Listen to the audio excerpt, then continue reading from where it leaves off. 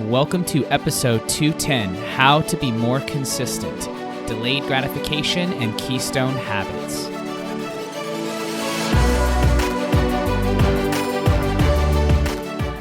Welcome to the Be That 1% podcast. I'm your host, James Silvis, mindset specialist and performance coach. And here on the show, I'm going to challenge you to think deeper, commit to greatness, and develop a stronger mindset. You'll hear stories from those who are living life on their terms, and you'll receive strategies that will help you level up. So the question is, are you ready to be your own 1%? Let's get started.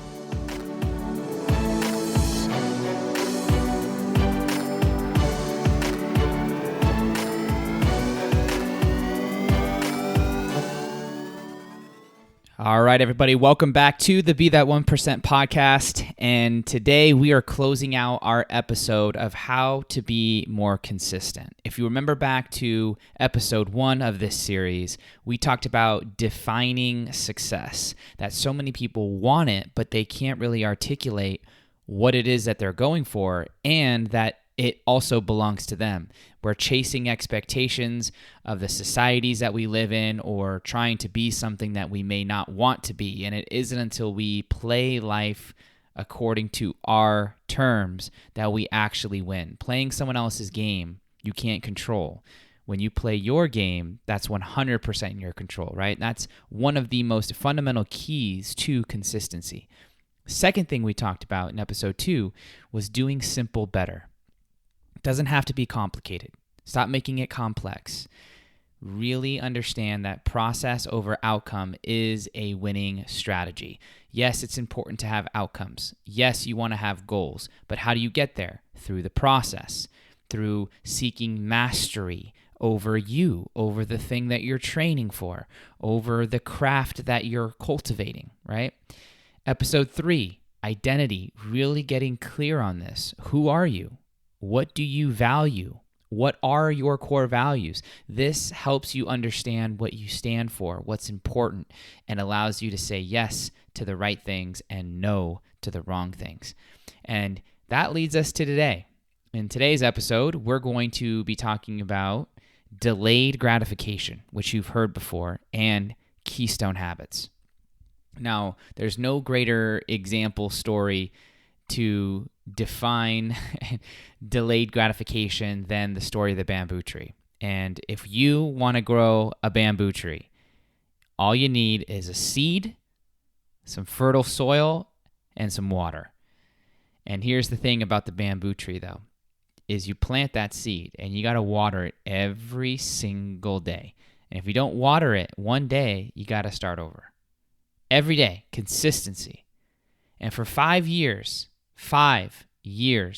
over 1,000 days, you're watering that seed and nothing is showing above ground. So you're in essence watering dirt. And then something interesting happens around that 5-year mark, that it starts to sprout, starts to break through the ground. In a matter of 6 weeks, that bamboo tree shoots up to 90 feet. So the question is, was it growing the whole time, or was it only growing in those 6 weeks? And the answer is growing the whole time, but it was building the infrastructure, the framework to support such a high level of growth. That deep root structure that's needed to support the growth that you're going after, the success that you're wanting to achieve.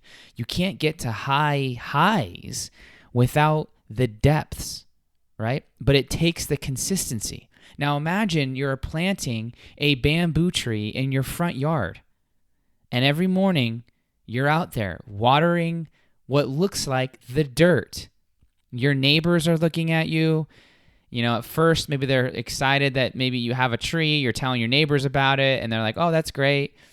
You know, a year goes by and they're like, what is this person doing? Why is there nothing showing? 2 years. Babies are being born in the neighborhood. They're growing up. Here you are still watering your dirt, looking like a crazy person. 3 years, 4 years, 5 years. People are making up stories about who you are based on what they see. And then in a matter of 6 weeks, boom, that tree plants up. And people are like, wow, where did this come from?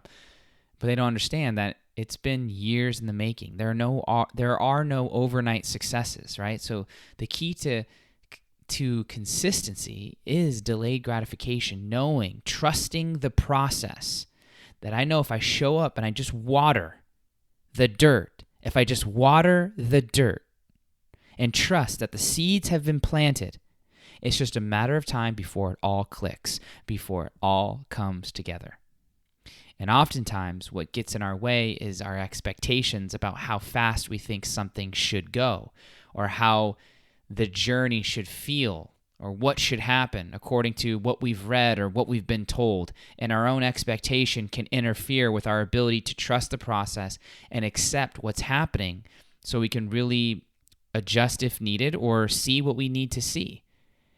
And not Grant Cardone, what's his name? Gary Vee was in an interview one time, and he was talking about, just growing and how it took him 10 plus years to get to where he is, and he is not an overnight success, all of this. And he goes, I wish people knew how young 43 feels, because I think they would be more patient and they would build intentionally. And I love that oftentimes we want to just hurry up and get there.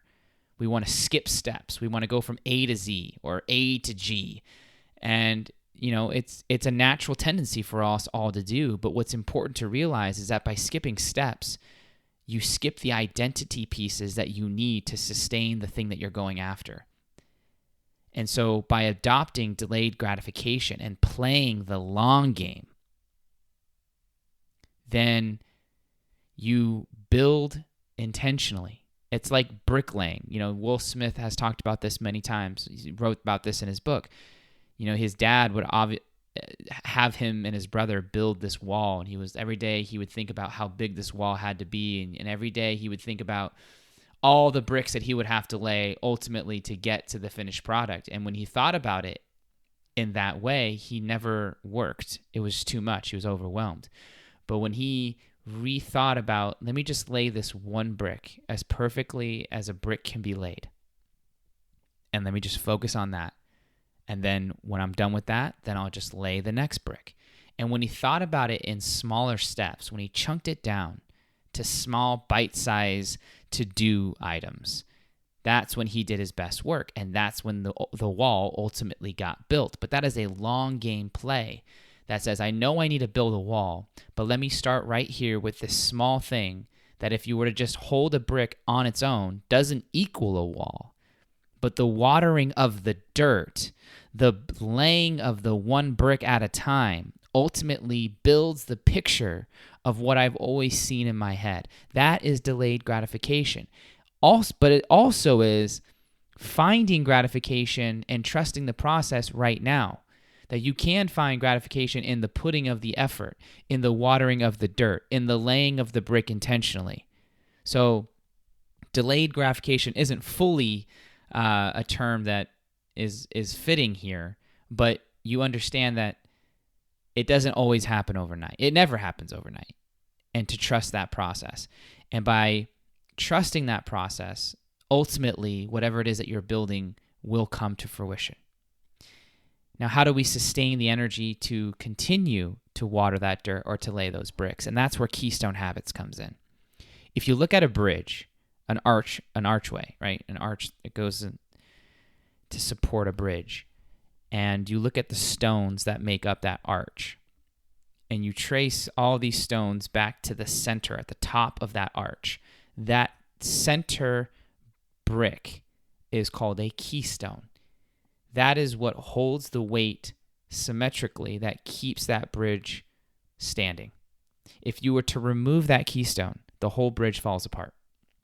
And it's such a beautiful illustration as to what are the one or two things that you can do that have a ripple, not just in the area that you're doing them, but across your whole entire life. And if you could identify those keystone habits or habit and do those regularly, you will equip yourself with the energy to remain consistent and build whatever it is that you're building or craft whatever skill that you're wanting to craft. And so I was talking with one of my friends one time, and he was, struggling with work and balancing all the things that he had in his life. And we got on the topic of habits. And, he was like, man, I'm just really frustrated. I'm not performing well. I'm just kind of in a funk right now. And we started dissecting what he was doing every day. And we cross-referenced that with a time where he felt like he was on it, like on fire. He felt so good about everything. And what we found was there was a missing habit. It was exercise. And that somehow through his travels, through getting mixed up with work and, just the newborn, he had a child and multiple children and just kind of fell out of things. And we identified that fitness was his keystone habit. That not only did he feel healthier, he felt stronger. His mind worked better. He ate healthier. His energy lasted longer. His sex drive increased. His work performance enhanced. His ability to feel confident about himself improved. All these things just happened as a result of a 45-minute span of time. A solid run in the morning or a really heavy weightlifting session gave him all of those benefits. And so as a result of our conversation, we laid out a plan for that keystone habit to be the next action step. And as a result, as we predicted, as he became more and more bought in with that keystone habit, everything changed for the better. And now he's in a solid place and he doesn't miss those things now that we've identified that habit has helped. So for you, what is your keystone habit? Is it meditation? Is it exercise? Is it journaling? Is it yoga? Everyone's different. Everyone has their thing. Everyone has the type of lifestyle that they're wanting, but there is a habit. If you really look through your life and reflect, and this is another beautiful reason why self-time is so important, to disconnect from technology, to get out of the environment where your kids are, your spouse are, and truly connect with you. It's only in these moments can you really identify, what's working and what's not working. What has worked that I'm not doing anymore that I can reinsert into my daily flow that can help me be more consistent, that can help me show up as the leader that I want to be, that can help me continue to put in the work that I want in order to live the lifestyle that I need or I'm desiring. So really, what today's strategy is all about is trusting the process, understanding that this is a long game that we're playing. And yes, we're going to have short bursts of sprints, but really life is constantly unfolding for us. And if we could just develop the belief that, hey, I'm watering this dirt with the intention of this turning into the bamboo tree, and I just got to trust that. And that becomes your mantra. Trust it, put in the work, trust it, put in the work. And my guess, it'll happen faster than you think. And when it does, you'll know exactly how you built it because every step of that journey had been intentional. Every brick that you laid was intentional. And that you didn't do it just to get a quick win or to get quick money. You did it to develop the identity that could do good things, great things in all areas of your life, not just in one. And that's the beauty about taking your time, not rushing, not skipping steps, but really watering daily and doing it through understanding what is the highest ROI action that I can do that can get my mind and my body and my soul aligned in the way that it needs to be so that I can make magic happen in my life and I can create the results that I'm looking for. So as you listen to this, what keystone habit will work for you? And what are your quote-unquote watering activities? Like, what are you watering, right? What is the thing that you're needing to be consistent in that you can commit to and understand I'm playing the long game here. I am committing to this daily. I will be outside every day with my hose and I will water that dirt. Even if I look crazy, even if I look at it and it doesn't seem like anything is happening, even when people are calling me crazy because my dream is so big, or people are saying you should really find another thing to do because there's really no results happening, I gotta, in my mind, trust the process. All right. So for those of you who know someone out there that needs to trust the process, that needs to hear this story, that needs to understand the power of Keystone Habits, send this episode to them and say, hey, listen to this, right? And let's continue to be consistent in the things that matter. To understand that we are important, that we matter, and that we must be committed to the things that we want in our life, not just for us, but for the ripple that produces in our families, in our businesses, in our communities, and ultimately to accept the 1% way of living, which is being you and being the best version of you. And that is always a constant refining process, because as you grow, you mature, there's different layers to your growth, so it never ends. But falling in love with that process is not only essential, but fulfilling, because then you're truly present as more often than not throughout your day. And that means you're experiencing life, not just getting through it.